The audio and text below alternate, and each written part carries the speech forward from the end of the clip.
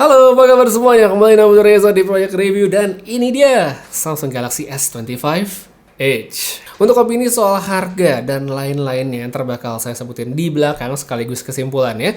Boleh nonton dulu sedikit penjelasan sama experience saya selama menggunakan smartphone ini. Tapi kalau emang nggak sabaran bisa langsung cek aja timestamp yang ada di bawah. Sekalian boleh juga di share, di like, di subscribe channel ini. Makasih banyak udah nonton videonya. Oke, jadi smartphone ini kan punya hype yang bisa dibilang nggak cukup sih, tinggi banget pas pertama kali dimunculin sama Samsung di Unpacked Januari kemarin. Sekarang yang penasaran juga banyak, rame deh opini netizen, apalagi setelah tahu spek-speknya. Wih, rame, seru pokoknya. Nah, biar lebih dapat feel-nya nge-review Galaxy S25 Edge, saya memutuskan dalam seminggu terakhir saya sengaja memindahkan daily driver atau HP utama saya dari S25 Ultra ke S25 Edge. Saya pakai sehari-hari dengan koneksi seluler dan wifi juga tentunya, pemakaian tetap sama, tetap gaming, tetap sosial media dan segala macam, nggak saya kurang-kurangin. Nah, sebelum ngebahas soal experience, saya ngerasa perlu untuk sedikit ngebahas positioning nih dari si Galaxy S25 Edge. Karena saya ngeliat masih banyak banget yang kurang tepat gitu, dan malah ngebandingin dia head to head dengan S25 Ultra. Soalnya emang kedua smartphone ini, Ultra dan Edge, ini dibuat tidak untuk saling berkompetisi gitu. Jadi di kondisi sekarang kita bisa lihat bahwa Samsung S Series, yaitu ada 4. Ada yang base model, terus ada yang Plus, ada Edge yang baru, sama ada Ultra. Total ada 4. S25 Edge ini sebenarnya hadir, kayak yang lihatnya, untuk alternatif. Dia emang nggak sampai di level Ultra, tapi ada di atas S25 yang base model yang biasa. Jadi posisinya tuh mirip sekali dengan S25 Plus. Inilah kenapa kalau mungkin sempat lihat berita ada isu-isu bahwa katanya seri Edge ini bakal nantinya ngegantiin seri Plus. Jadi lineup Samsung seri S tuh bakal tetap 3, tapi ya itu dia. Jadi yang base, Edge, dan Ultra aja. By the way, ini infonya belum official ya, bukan info official dari orang Samsung, cuma gosip aja, jadi jangan dianggap serius-serius. Kita lihat aja nanti ke depannya kayak gimana. Tapi poin utamanya itu, S25 Edge bukan saingannya S25 Ultra. Jangan diaduin karena beda. Saya akan bilang sekarang nih ya, dengan mengabaikan soal harga, kalau yang dicari adalah smartphone Samsung dengan specs terbaik, terlengkap, rajanya, pilihannya cuma satu, S25 Ultra, titik, nggak berubah. Ya, S25 Edge ini, dia cuma pilihan aja, dan sebuah smartphone yang menurut saya bakal dibeli atas dasar suka dan kecocokan. Udah, itu aja. Nah, sekarang baru saya akan ngebahas si S25 Edge. Salah satu pertanyaan netizen soal HP ini tuh nggak lain nggak bukan penamaan Edge. Ya, Samsung Edge, dulunya ini kan kayak penanda seri itu punya lengkungan di pojok layar, kayak ada Note Edge, ada S6 Edge, itu salah satu yang bener-bener bikin saya suka Samsung. Habis itu ada S7 Edge, itu semuanya di layar lengkung. S25 Edge, layar rata semua. Layar rata semua, bisa kita lihat seperti ini. Terus Edge-nya di mana gitu kan? Mungkin banyak yang nanya. Well, kalau katanya Samsung, Edge di sini maknanya ada pergeseran. Jadi kayak boundaries atau batasan teknologi. Pernah dengar istilah cutting edge teknologi? Nah, mungkin kurang lebih kayak gitulah kalau kata Samsung. Nah, ini dia. Makanya Samsung dikatakan, mereka bilang mendorong teknologi, mereka mengemas spek-spek tinggi dalam bentuk S25 Edge yang tipis begini. Kurang lebih begitu. Nah, ngomong-ngomong soal tipis, itu emang poin utama banget sih dari S25 Edge. Kesampingkan dulu soal specs, emang jualan utamanya Samsung di sini adalah tipisnya. Udah gitu. Kalau kita ganti POV, ya ini seperti Samsung ngejual Samsung Galaxy Z Flip lah gitu. Di situ yang dijual Samsung bukan specs ya, tapi adalah konsep sebuah smartphone lipat baru dilanjutin atau diiringi sama spek-speknya. Smartphone ini emang bukan produk yang dipilih atas pertimbangan specs doang. Orang-orang yang kepikiran beli handphone ini, hal pertama yang pasti jadi pertimbangan itu tipisnya gitu, bedanya. Udah suka, baru yang lainnya nyusul. Cara pandangnya, perspektif calon konsumennya itu udah beda banget. Jadi emang nggak bisa dimenang-meningin. Mungkin mirip kayak orang beli kaos atau sepatu yang kadang pilihannya tuh nggak cuma dijustifikasi dari spesifikasi bahan, tapi juga bisa dari merek, bisa dari desain dan segala macam. S25 Edge ini hadir dengan 5,8 mm. Ini adalah sebuah smartphone non-foldable Samsung yang paling tipis saat ini. Kalau dilihat di video sekarang, emang tipis begini kayak, oh ya udah tipis gitu, oke. Cuma pas pegang langsung beda banget feel-nya. Saya yang dari sebelum pakai S25 Ultra yang lebih tebal, apalagi casingnya pakai Castify gitu yang makin bikin tebal, wah ini kayak wow, tipis banget gitu. Surprisingly enak dipegang, tipisnya nyaman, plus handphonenya itu juga ringan dengan atau tanpa casing. Emang kalau dipakein casing bakal berasa sedikit lebih tebal dari aslinya, tapi tetap lebih tipis kok dibandingkan S25 Ultra yang udah pakai casing. Enak buat dipegang, enak buat dinavigasikan lama-lama, entah lagi browsing, lagi scrolling time atau push rank, kayak saya main Pokemon TCG yang sekali main nggak pernah bentar, itu enak banget megangnya. Tipis begini, Samsung juga tidak mengorbankan build quality. Ya, dari mereka frame-nya udah pakai bahan titanium yang kuat, back cover dengan Gorilla Glass Victus Plus, dan di bagian depan dia pakai Gorilla Glass Ceramic 2, ya, jadi udah kuat semua. Sejauh ini, saya belum ada lihat berita HP-nya tuh patah atau bengkok, jadi harusnya nggak perlu dikhawatirkan ya, sesuatu yang belum terjadi gitu. IP rating juga masih ada, nggak dikecualikan Samsung, IP68, IP68, cukup banget untuk perlindungan mendasar dari air dan debu. Sekarang kamera. Setupnya kita bisa lihat 2 kamera aja. Lensa utama jadi highlight Samsung di sini karena nilai jualnya ditawarkan adalah Samsung dengan lensa utama 200 megapiksel. Resolusi dan sensor yang sama seperti yang mereka gunakan di versi Ultra, ISOCELL HP2. Jadi kalau ada yang bilang, "Bang, kan sensornya beda, nggak sama." Dicek aja, bisa langsung di browsing, dicek di Google artikel online, luar negeri, dalam negeri, isinya sama, ISOCELL HP2. Terus kalau buat lensa ultrawide, dia tuh kayak S25 dan S25 Plus, 12 megapiksel aja, jadi emang nggak bisa dikatakan spesial, jadi masih bagus, tapi memang tidak sampai ke level ultra. Untuk kamera depan, resolusinya 12 megapiksel aja, tapi ada yang cukup menarik nih, khususnya pas ngerekam video. Jadi, Galaxy S25 Edge ini, selain bisa ngerekam 4K atau 8K di kamera belakang, dia juga menyediakan mode lock. Locknya ini juga nggak cuma di kamera belakang, tapi bisa dipakai di kamera depannya juga. Ini menurut saya agak ajaib sih, soalnya S25 Ultra aja, locknya itu cuma bisa di kamera belakang, kamera depannya nggak bisa lock. Ini tiba-tiba ada mode lock di kamera depan, ya resolusi 4K lock. Mungkin Samsung mikir, wah yang belakang udah lock, masa depannya nggak bisa, jadi mungkin takutnya orang rekam jomplang gitu, nggak sama kualitasnya, disamain, dan ini menurut saya adalah perubahan yang welcome banget. Mode foto lain semuanya sama seperti versi Ultra, jadi ya balik lagi saya tidak merasakan ada kehilangan apa-apa, kecuali lensa telefoto. Udah, itu aja, sisanya sih aman. Untuk hasil foto mungkin singkat, karena hasilnya si Galaxy S25 Edge ini sama dengan Galaxy S25 Ultra. Saya udah coba ambil foto-foto sampel-sampel ya, terang atau low light pasti sebelahin, ya ini mirip banget atau bahkan bisa kita bilang identik sama gitu. Detailnya, tuningan warnanya, dynamic range-nya, skin tone-nya konsisten kayak sampel-sampel berikut ini. Kalau untuk lensa ultrawide, karena sensornya ini beda, hasilnya juga memang berbeda. Namun apakah beda jauh signifikan? Sebenarnya kalau kita lihat mungkin buat postingan sosial media aja itu nggak signifikan. Ya bisa langsung lihat dari sampel-sampel berikut ini. Oke, sekarang kita cobain untuk perekaman video kedua smartphone Samsung ini sama-sama S series yang mantap, S25 Edge, S25 Ultra, stabilisasi sambil jalan, handheld. Ini kita ke atas untuk dynamic range, ada pohon, ada langit, warna daun, shadow-shadownya bisa dilihat. Sekarang kita coba pindah lensa ultra wide-nya. Nah, ini ultra wide sama-sama beda ya kayaknya sih. Nah, terus kita balikin lagi ke 1. Nah, ini 1x. Kita turun. Nah, sekarang ada subjek orangnya. Ini matahari lagi kenceng-kencengnya siang-siang. Lagi trik-triknya, warna bisa lihat skin tone. Kalau saya pindah ke sebelah sini, saya nggak ada matahari. Ya, warna bisa langsung lihat kayak gimana. Kita pindah ke sebelah sini juga bisa. Nah, ini membelakangi pastinya. Oke, gimana sekarang kita juga bisa pindah ke lensa ultra wide untuk dapetin yang lebih lebar. Gimana menurut kalian? Sama nggak sih kedua smartphone ini, S25 Edge sama S25 Ultra? Habisnya kita pindah ke kamera depan, habis itu kita cobain juga di kondisi low light ya. Nah, ini sekarang buat kamera depan dari kedua smartphone yang sama ya, yaitu warnanya kalau ada dynamic range, warna daun-daun, warna langit sedikit di bagian belakang, istilah seperti ini.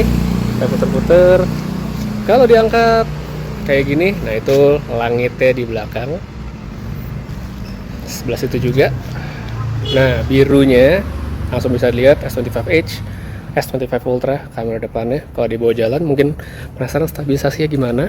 Nah, kayak gini nih dari kedua smartphone Samsung ini. Oke, aman menurut kalian? Silahkan di komen aja. Bisa kita pindah ke kondisi low light. Oke, kita lanjut sekarang komparasi lagi dari si S25 Edge dan S25 Ultra di 4K 30, sama-sama di lensa utama aja. ya, karena Edge kan tidak ada lensa telefoto tapi ya cukup menggambarkan. Ini tadi ada satu lampu cahaya di situ. Ya, sekarang kita membelakangi stabilisasi misalnya dibawa sambil jalan. Ini handheld dengan satu tangan saja pegangnya. Nah, jalan semakin gelap, semakin gelap, semakin gelap. Pindah ke lensa ultrawide keduanya bisa, tapi tidak direkomendasikan. Tetap gelap banget. Ya, kita balik aja ke lensa 1. Edge tidak ada telefoto, jadi ya sudah. Kita kembali ke sini.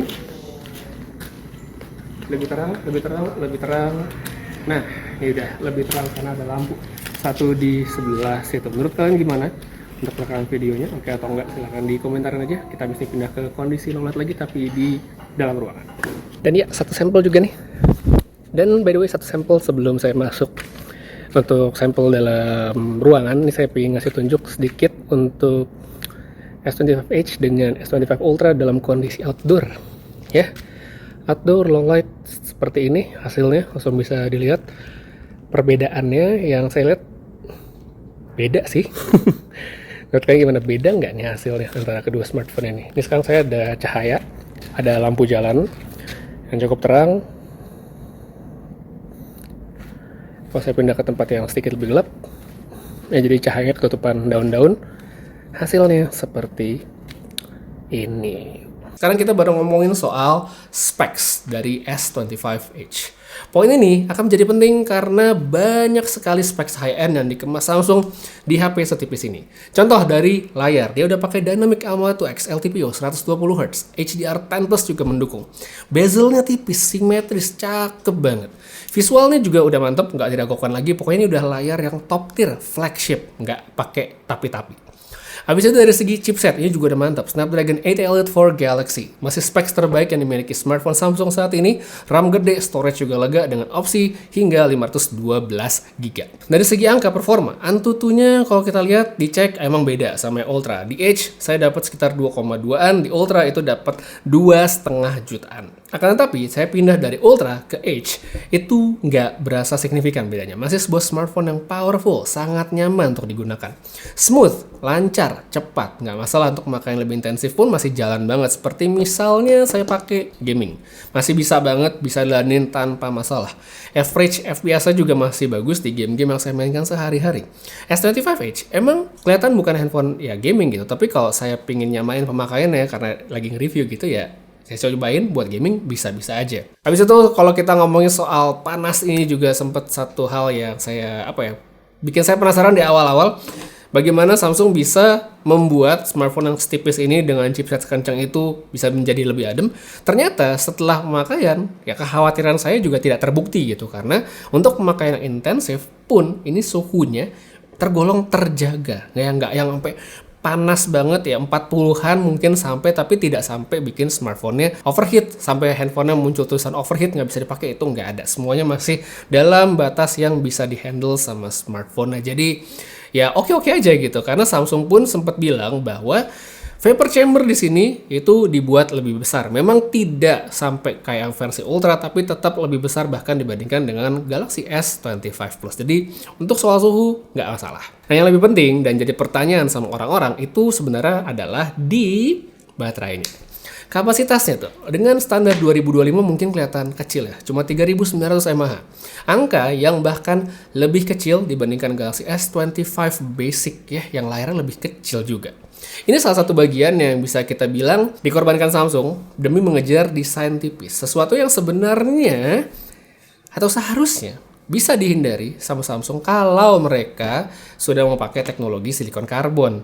Dengan bodi tipis ini, mungkin emang baterai juga nggak bakal yang bisa gede-gede banget, tapi 4500, 4700 atau mungkin maksimal 5000 lah itu masih dapat kalau pakai silikon karbon. Jadi semoga Samsung bisa segera beralih gitu ya, ikutlah gitu dengan silikon karbon, karena kalau kejadian itu bakal bikin menarik banget ya, nggak cuma smartphone yang tipis tapi yang lain. Tapi ya utamanya untuk smartphone tipis begini dengan baterai yang mungkin bisa lebih besar, itu pastinya bakal menjadi daya tarik tersendiri, itu bakal oke banget ke depannya.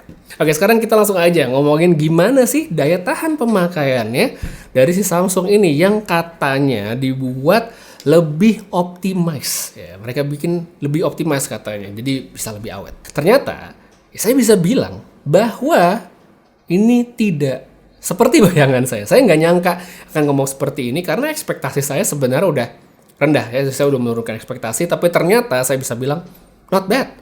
Emang cukup lah untuk pemakaian standar harian ya. Standby bisa lah di atas 12 jam dari berangkat kerja sampai pulang lagi itu masih dapat dengan syarat pemakaiannya tidak intensif. Ini pun saya cobain dengan koneksi full cellular 4G tanpa koneksi WiFi sama sekali. Ini ya mungkin angkanya nggak yang tinggi-tinggi banget, tapi tidak seperti yang saya bayangkan. Saya bayanginnya tuh bahkan lebih pendek dari itu, tapi ternyata saya bisa dapat koneksi full cellular dan itu pun saya ada sempat pakai main game. Nah kalau saya pakai dengan koneksi yang mix, saya campur dengan WiFi, ternyata saya bisa dapetin angka yang lebih tinggi ya, di atas 6 jam screen on time dengan standby pemakaian 16,5 jam. Lagi-lagi mungkin angkanya sebagai orang lihat ya biasa aja, tapi itu dia di luar ekspektasi saya gitu. Bahkan ternyata lebih baik padahal untuk sebuah smartphone yang baterainya bisa kita bilang nggak gede gitu. Apalagi ya balik lagi kita lihat di sini nih dari pemakaian saya itu nggak saya irit-irit ya, ada pakai main game, ada pakai kamera, ada Zoom meeting ya, segala macam, YouTube, TikTok semua jalan dan hasilnya segitu. Jadi not bad. Saya juga coba breakdown lebih lanjut mungkin buat yang penasaran gitu angka-angkanya. Mulai dari yang ringan, saya cobain di sini pakai scrolling Instagram, Reels atau TikTok scrolling gitu dengan WiFi itu sejam 12%, sedangkan pakai seluler 16%. Jadi seluler memang sedikit lebih memakan baterai. Kemudian buat Netflix dia kan resolusi Full HD tapi HDR saya beratasa fullin 1 jam itu 5% dengan WiFi. YouTube 4K HDR beratasa 50% itu 8% dengan sejam. Zoom video call dengan 4G 15 menit itu butuh sekitar 7-8%. Ya maksimal 10% waktu saya coba. Main Mobile Legends itu 14% dalam waktu 1 jam. Kemudian kalau untuk game dengan grafis yang lebih intensif, ini sebenarnya nggak rekomen balik lagi ya untuk versi H begini, tapi saya cobain aja.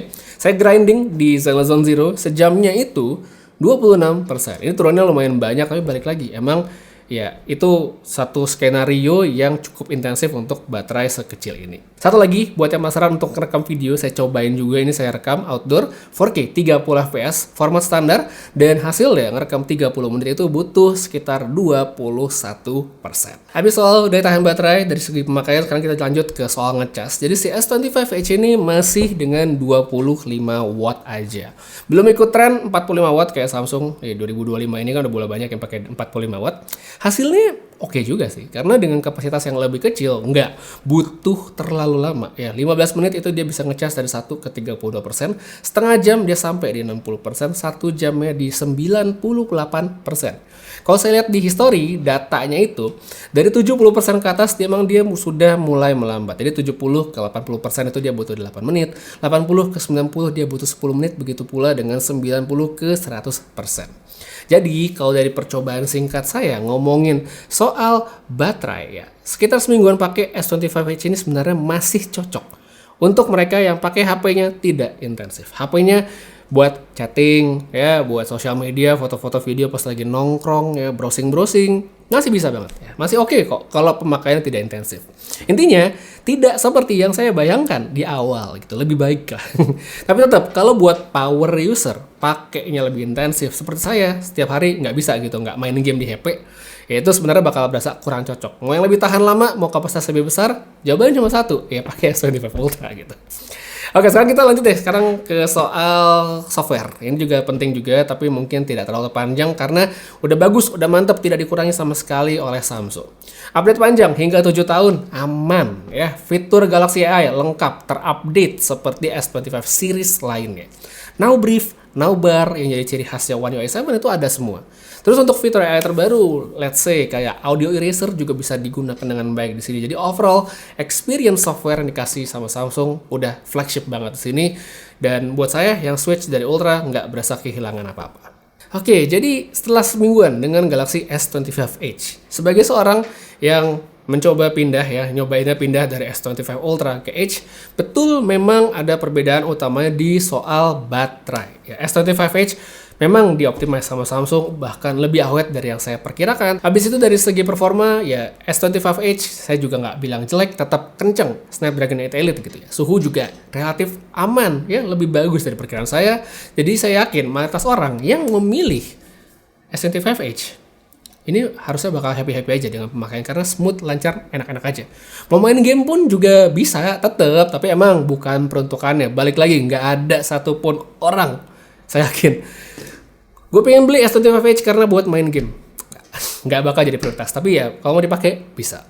Terus buat software, singkatnya mantep ya, nggak tinggal sama Samsung. Kamera juga sudah selevel ultra, paling tidak untuk lensa utamanya. Kalau nggak pernah ngerasa perlu punya lensa tele di smartphone, sebenarnya nggak berasa ada yang missing di sini, nggak ada hilang. Tapi kalau buat saya, telefoto periskop itu penting. Ya bisa buat foto-foto harian, buat traveling, atau buat konser pastinya ya, yang jauh-jauh. Itu menurut saya tetap kepake banget. Yang membedakan, makanya ultra tuh buat saya lebih cocok. Balik lagi, tapi ini kan buat pemakaian saya cocok-cocokan gitu. Jadi bukan cuma pertimbangan specs, tapi juga bagaimana fungsinya cocok sama keseharian saya. S25 Edge ini smartphone tetap punya pangsa pasarnya sendiri. Harga yang dipasang juga menurut saya udah nggak ngaruh sih buat keputusan target market mereka untuk ngebeli smartphone ini. Soal simpel, buat mereka yang udah kepikiran beli HP, ya udah nyediain, atau mungkin mereka punya budget lebih di atas 15 bahkan 20 juta. Umumnya udah nggak masuk kan kategori menang mending, dan keputusan mereka beli itu udah nggak cuma di kisaran soal specs doang. Udah suka, ada duitnya, mereka beli. Itu dirasa mahal, kita balik lagi ke kata-kata sakti. Mungkin kita bukan target marketnya. Jadi ke depannya, Edge bakal lanjut atau enggak, tentu kita bakal lihat dari pertimbangan Samsung, dari perjualan mereka segala macam. Kalau misalnya kita melihat sederhananya nih ya, ke depannya, misalnya nih, seri Edge gagal, 2 tahun, 3 tahun ke depan, pasti ini bakal hilang. Tapi kalau masih ada, berarti aman, berarti ada yang beli. Kalau prediksi saya sih, seri tipis begini bakalan aman-aman aja. Dia punya masa depan yang cerah, apalagi Samsung dengan segala macam optimize ya.